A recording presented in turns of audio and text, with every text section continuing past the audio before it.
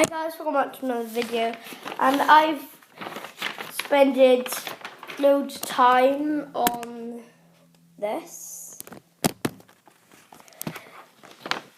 the animals. So I'll tell you facts about animals, and then there's a quiz. I might do one about wrestling, or maybe football, or whatever you like, guys. Just leave what you like in the comments, and I'll see which is the best.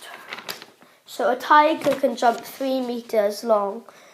King cobras are really toxic. Steve Baxter's in charge of Deadly 60.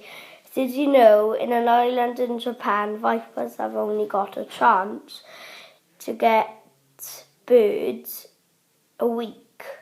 Eagles have got special talents. King cobra is one of the most toxic on the planet. Saltwater crocks live in Australia. Golden eagles have got special nostrils.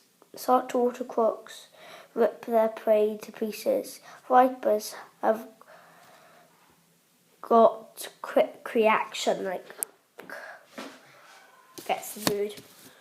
So I'll do the quiz. There's 4 things what you need to answer. Not all of them are in there, but okay. Number 1, where do saltwater crocs live? Just answer that now. 2, which animals are really toxic?